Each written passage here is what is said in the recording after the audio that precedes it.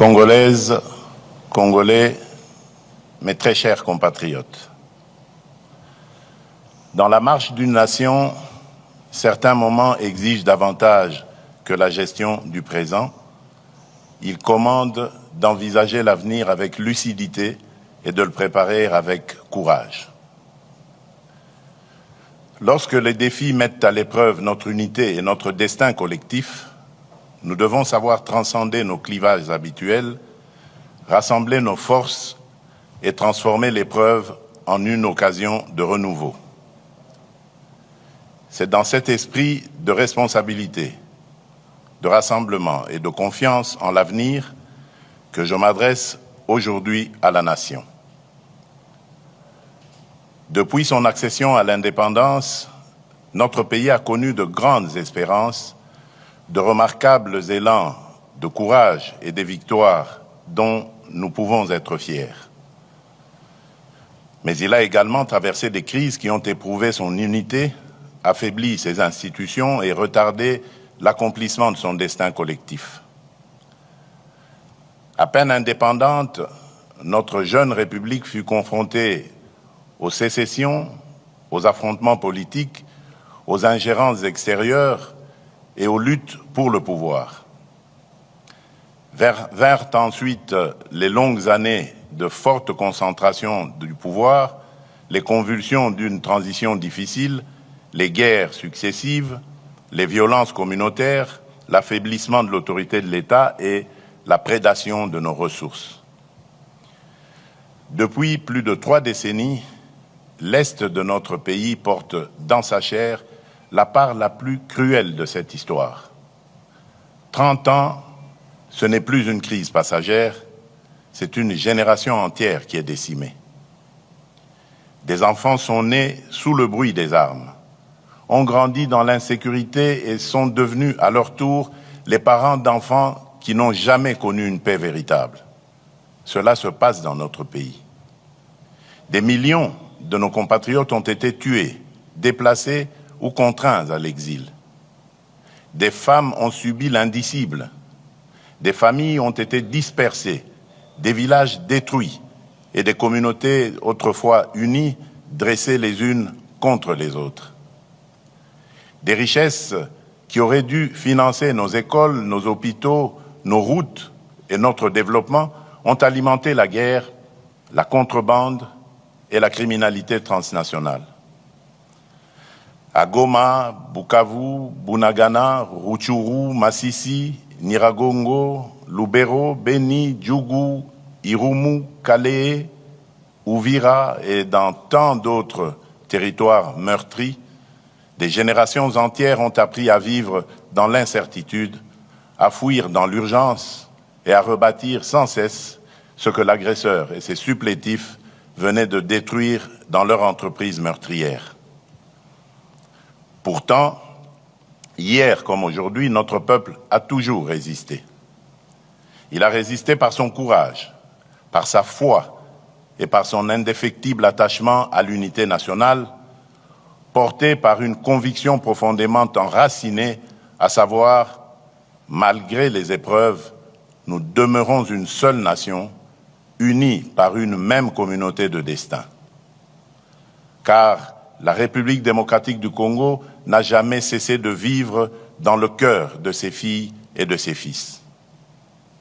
C'est précisément cette fidélité à la République qui, chaque fois que la souveraineté, l'intégrité du territoire, l'unité nationale, la paix civile ou la stabilité des institutions étaient menacées, a conduit les Congolais à se retrouver autour d'une même table. Face aux armes, aux divisions et aux blessures de l'histoire, nous avons toujours su chercher, par la parole, le chemin du compromis. Le dialogue s'est ainsi imposé comme une voie du consensus, de la réconciliation et de la reconstruction nationale. Nous avons connu des tables rondes, des conférences, des concertations, des forums et des négociations. Certains de ces processus ont empêché notre pays de sombrer davantage. D'autres ont permis de restaurer les institutions, d'organiser des transitions, de mettre fin à des affrontements ou de rouvrir la voie démocratique. La conférence nationale souveraine a porté une puissante aspiration à la démocratisation et à la vérité dans la gestion de l'État. Le dialogue intercongolais de Sun City a contribué à réunifier les institutions après des années de guerre et de partition de fait du territoire national. D'autres rencontres ont permis d'apaiser les tensions et de rapprocher des positions que tout semblait opposer. Ces processus ont produit des accords, des résolutions et des engagements importants. Pourtant, malgré ces avancées, les crises ont ressurgi, les blessures se sont rouvertes, de nouveaux groupes armés sont apparus, les tensions foncières et identitaires se sont aggravées et les réformes engagées n'ont pas toujours rendu l'État suffisamment présent et efficace dans la vie quotidienne de nos populations. Une question s'impose donc à notre conscience nationale. Pourquoi, 66 ans après l'indépendance, notre pays reste-t-il confronté aux mêmes fragilités, aux mêmes fractures et au retour régulier des mêmes crises? Pourquoi tant d'accords n'ont-ils pas encore produit une paix durable et irréversible? La réponse à cette interrogation ne réside ni dans la condamnation d'un camp, ni dans la mise en accusation d'une communauté ou d'une génération. Elle se trouve dans des fragilités plus profondes que nous devons examiner avec lucidité. La première est que nous avons trop souvent répondu aux crises par le partage du pouvoir plutôt que par la consolidation de l'État. Nous avons réparti les fonctions et les responsabilités sans transformer suffisamment les institutions appelées à survivre aux hommes et aux circonstances. Or, un arrangement politique peut être remis en cause. Seule une institution forte, légitime et durable protège la République dans le temps. La deuxième est que nombre de ces processus sont demeurés concentrés entre acteurs politiques dans des espaces éloignés des réalités quotidiennes de nos populations. Le peuple congolais a souvent été appelé à soutenir des conclusions qu'il n'avait pas véritablement contribué à élaborer. Pourtant, aucun accord ne peut durer s'il n'est pas compris, approprié et défendu par la nation elle-même. La troisième est que nos engagements n'ont pas toujours été accompagnés d'une véritable obligation de résultat. Trop souvent, la signature a été confondue avec l'action. Les responsabilités étaient mal définies, les calendriers imprécis, les moyens insuffisamment identifiés et les mécanismes de suivi trop faibles. Ainsi, les promesses ont parfois duré moins longtemps que les crises auxquelles elles devaient mettre fin. À ces insuffisances se sont ajoutées d'autres erreurs. L'urgence de faire taire les armes nous a parfois conduit à différer le traitement de véritables causes qui les faisaient renaître. La violence a trop souvent semblé ouvrir plus rapidement les portes de la reconnaissance politique que la mobilisation populaire, le mérite, le travail, la loyauté républicaine ou le suffrage universel. Les victimes, quant à elles, ont parfois été appelées à pardonner avant d'avoir été pleinement entendues, reconnues et réparées. Nous avons voulu tourner la page sans toujours l'avoir lue jusqu'au bout. Nous avons voulu reconstruire sans assainir suffisamment les fondations. Nous avons voulu réformer l'État sans transformer en profondeur son rapport au territoire, à la justice, à la sécurité, à la responsabilité publique et au service du citoyen. Reconnaître ces insuffisances ne signifie pas condamner le passé. C'est assumer une obligation envers l'avenir. Mes très chers compatriotes, cette exigence de vérité sur nos fragilités internes ne doit prêter à aucune équivoque. Reconnaître nos faiblesses, ce n'est pas absoudre ceux qui agressent notre pays. Interroger nos erreurs, ce n'est pas relativiser l'occupation d'une partie de notre territoire. Réformer l'État, ce n'est pas partager avec l'agresseur la responsabilité des crimes commis contre notre peuple. Aucune cause, aucune revendication, aucune blessure, aussi réelle soit-elle, ne peut justifier que l'on ouvre les portes de la maison commune à ceux qui viennent la piller, l'occuper et meurtrir ses enfants. La République démocratique du Congo est victime d'une agression. Il ne s'agit ni d'une opinion, ni d'une thèse défendue par Kinshasa, mais d'un constat établi par les instances internationales compétentes et consacré par les résolutions 2773 et 2808 du Conseil de sécurité des Nations Unies.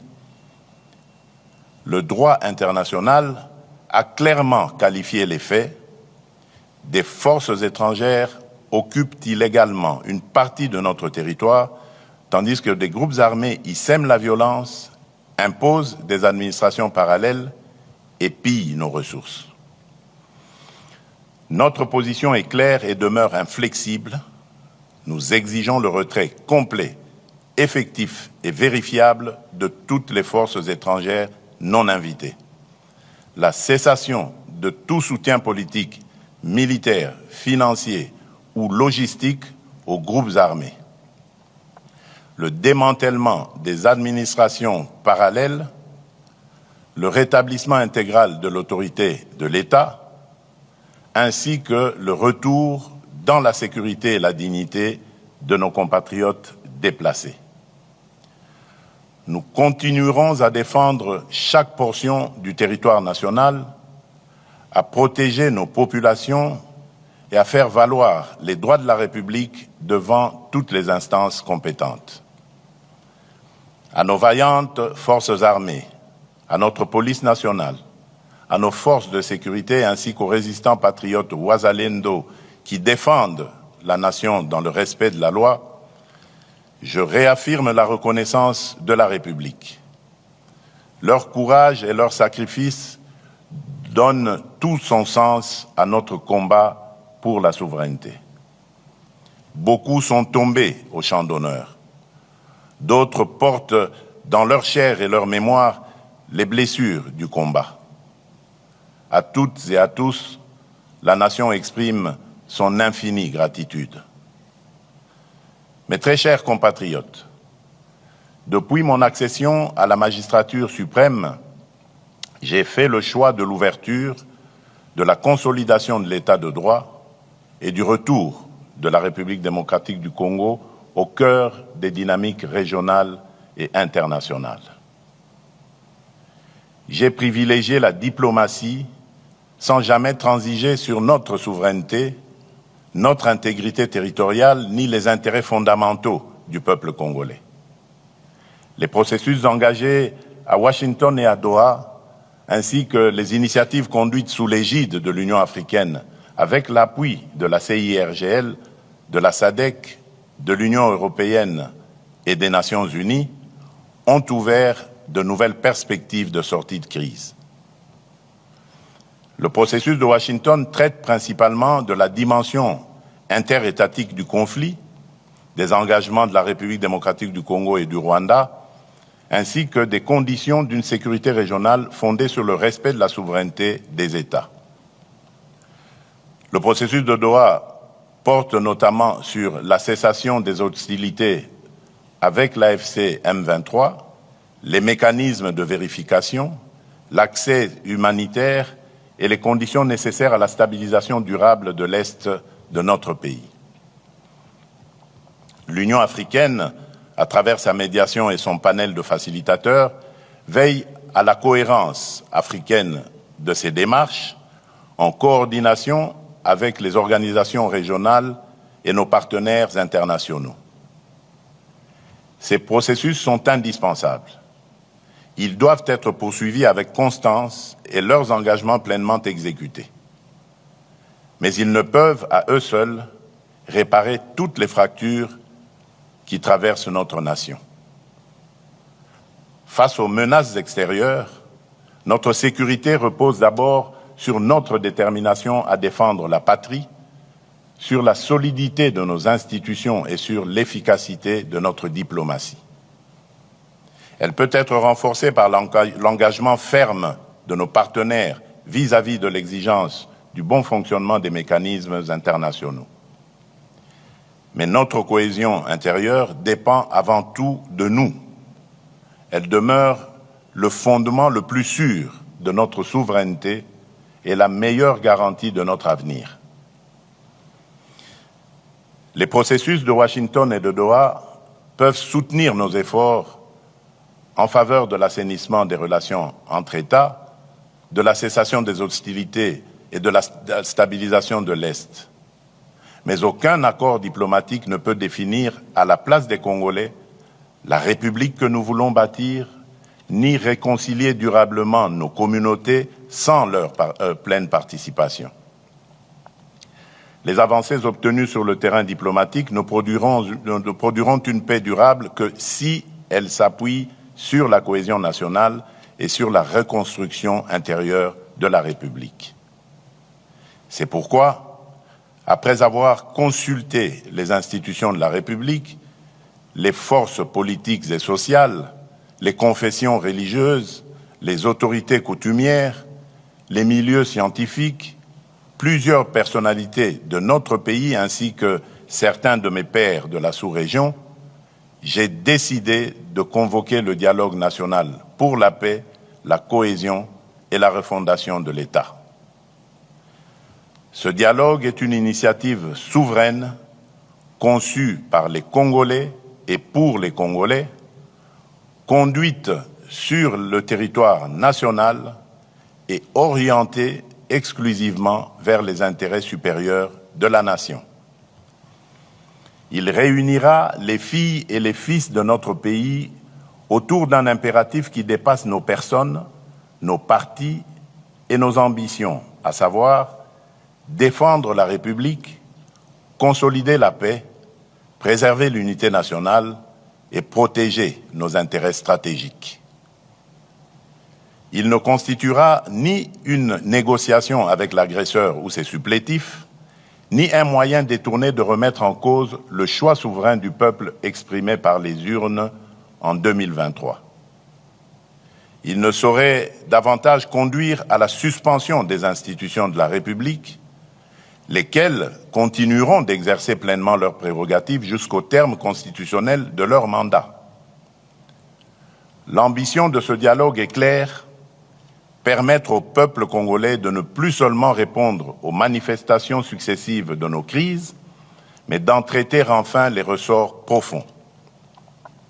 Pour y parvenir, nous devons cesser d'envisager l'avenir de la République à travers le seul prisme de nos appartenances politiques, de nos rivalités idéologiques et de nos sensibilités communautaires.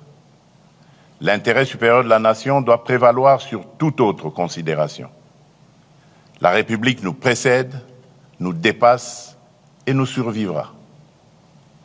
La cohésion nationale à laquelle nous aspirons ne commande ni l'effacement de nos divergences, ni la renonciation à la pluralité démocratique. Elle se fonde sur le respect des différences et la liberté du débat et se mesure à notre capacité à défendre des projets distincts sans trahir la République, comme à vivre pleinement nos appartenances culturelles, linguistiques, provinciales ou politiques, sans jamais les placer au-dessus de notre commune citoyenneté congolaise. Car si la démocratie nous autorise à nous opposer, la patrie, elle, nous interdit de nous déchirer. Mais très chers compatriotes, ce dialogue national se distinguera d'abord par son ancrage territorial. Il ne commencera pas à Kinshasa, mais au cœur de nos 26 provinces, de nos territoires et de nos communautés. Avant les assises nationales, une vaste consultation politique et technique sera organisée dans chaque province.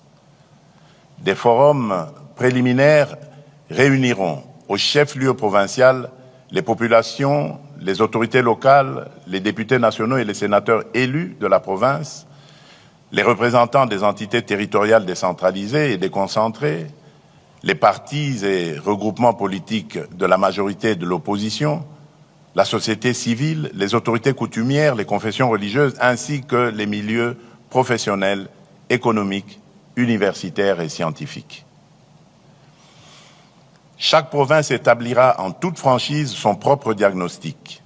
Les causes de l'insécurité, les conflits fonciers et coutumiers, les tensions communautaires, les insuffisances administratives, les inégalités, les obstacles au développement et les réformes jugées nécessaires. La consultation associera également les institutions et services publics nationaux, les entreprises et établissements publics, les organisations des femmes, des jeunes, des travailleurs, des personnes vivant avec handicap et autres personnes vulnérables, les entrepreneurs, les agriculteurs, les enseignants, les chercheurs, les artistes, les professionnels de santé, les acteurs de l'économie informelle ainsi que la diaspora congolaise. Chaque entité consultée formulera ses priorités et ses propositions. L'ensemble de ces contributions sera consolidé dans un document de synthèse nationale qui constituera le socle des travaux et garantira l'ancrage populaire des assises nationales. Ainsi, les assises de Kinshasa ne seront pas le point de départ du dialogue, mais l'aboutissement d'une parole recueillie à travers tout le pays. Le peuple congolais ne sera pas appelé à entériner les conclusions d'une négociation menée sans lui. Il sera la source, la conscience et le véritable auteur de ce processus. Les assises nationales réuniront des délégués reflétant la diversité politique, institutionnelle, sociale, territoriale et culturelle de la nation. Ce dialogue ne sera la priorité d'aucun parti, d'aucune institution, d'aucune confession religieuse, d'aucune personnalité ni d'aucune majorité politique. Il garantira une parole libre, contradictoire et responsable dans le respect de la Constitution, des lois de la République et de l'intérêt national. Telle sera sa différence. Une différence de méthode, d'ancrage et de nature. Toutefois, l'inclusivité ne signifie ni l'effacement des principes, ni la confusion des responsabilités. Nul ne sera exclu en raison de ses opinions, de ses critiques, de son appartenance politique, de son origine provinciale, de sa langue, de son ethnie ou de sa religion. Mais nul ne peut prétendre s'asseoir à la table de la nation tout en prenant les armes contre elle. Aucune arme ne conférera à son porteur un droit supérieur à celui que le suffrage reconnaît aux citoyens. Aucune conquête militaire ne pourra être convertie en légitimité politique. Aucun mouvement armé ne pourra invoquer l'inclusivité pour imposer par la force ce qu'il n'a pas obtenu par les voies démocratiques. Ne pourront donc pas participer à ce dialogue en qualité de composantes politiques ceux qui, à l'ouverture du processus, combattent par les armes l'ordre constitutionnel, occupent par la force une partie du territoire national, administrent illégalement des entités de la République ou agissent au service d'une puissance étrangère, en l'occurrence le Rwanda. Cette règle ne constitue pas une exclusion fondée sur les personnes, les opinions ou les appartenances. Elle exprime la réprobation de la nation à l'égard de ceux qui mènent la guerre contre la République, ses institutions et ses citoyens, tout en revendiquant les droits attachés à la vie démocratique. Le processus de Doha demeure le cadre approprié pour traiter avec l'AFC M23 des questions relatives à la cessation des hostilités, au désengagement, au cantonnement, au désarmement et aux autres modalités directement liées au conflit. Le dialogue national ne se substituera pas à ce processus. Il ne deviendra pas davantage une voie parallèle permettant d'obtenir par les armes ce que la démocratie et l'ordre constitutionnel n'ont pas accordé. Une voie de réintégration au sein de la communauté nationale restera néanmoins ouverte à ceux qui, à titre individuel, renonceront de manière sincère et vérifiable à leur engagement armé et à toute forme de violence et qui condamneront sans équivoque l'agression dont notre pays est victime. Leur prise en charge s'inscrira dans les mécanismes de désarmement, de démobilisation, de réintégration, de relèvement communautaire et de stabilisation, le PDDRCS, ainsi que dans les dispositifs de justice et de réconciliation. Mais attention, la paix ne saurait signifier l'impunité. Les crimes de guerre, les crimes contre l'humanité, les actes de génocide, les violences sexuelles graves et les autres crimes imprescriptibles ne pourront être effacés par une amnistie générale ni sacrifiés au nom d'un compromis politique.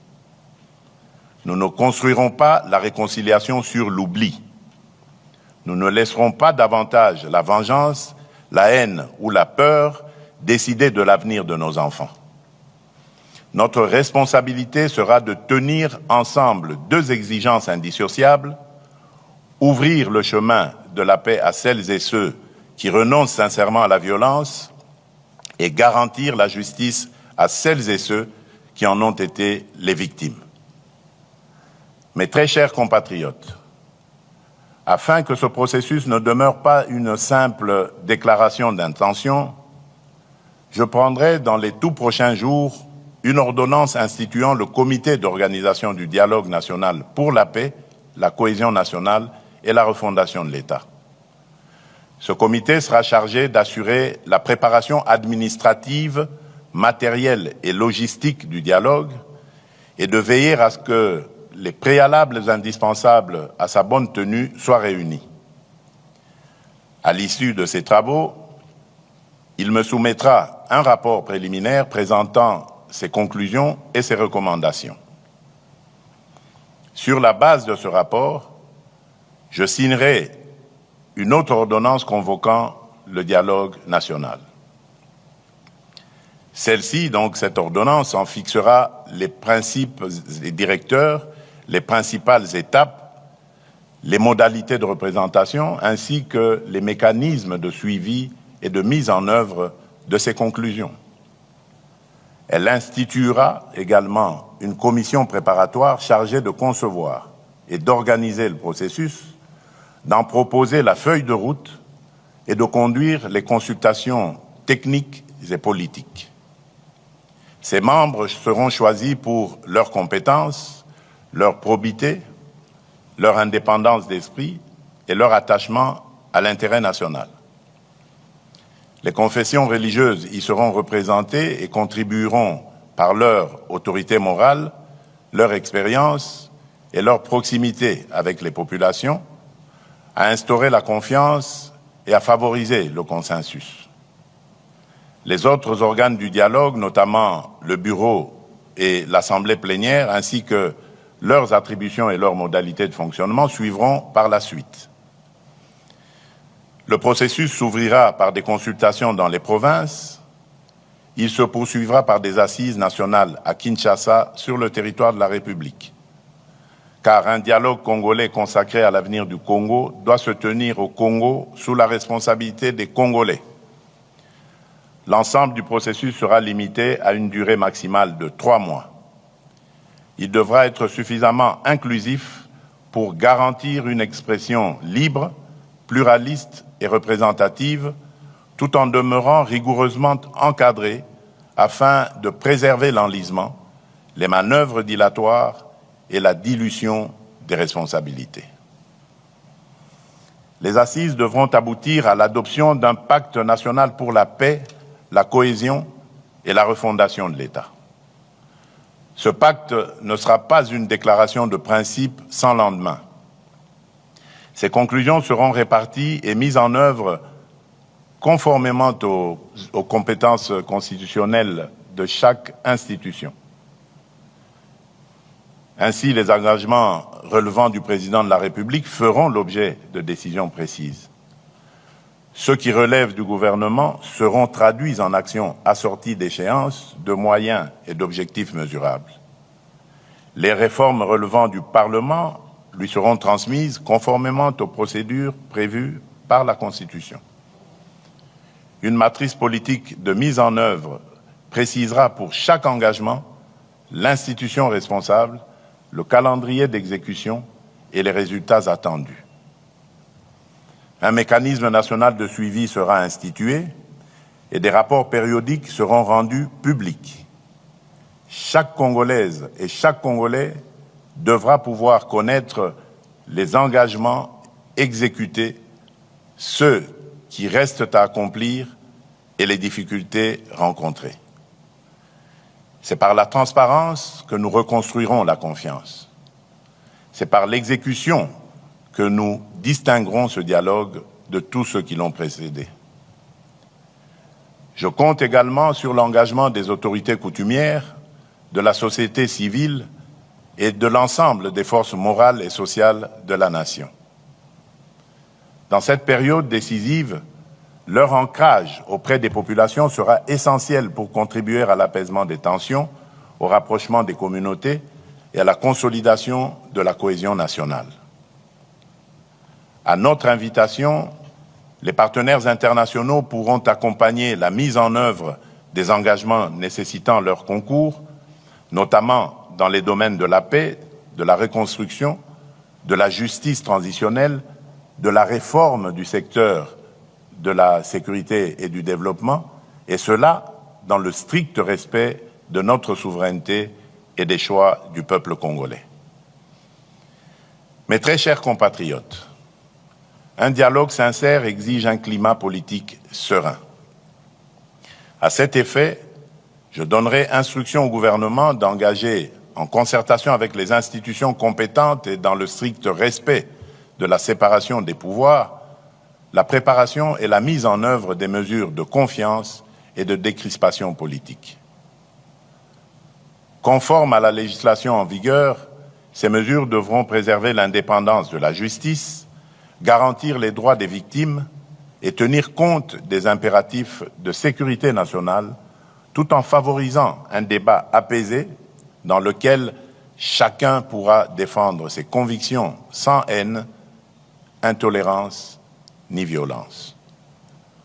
Dans l'esprit de responsabilité et de concorde nationale qui guide cette démarche, je veillerai personnellement à ce que soient réunis dans le strict respect des lois de la République et des exigences de la paix civile les conditions de sécurité et de confiance nécessaires au retour et à la participation de ceux de nos compatriotes que les épreuves de notre histoire récente ont conduit, pour diverses raisons, à se tenir en marge de l'unité nationale.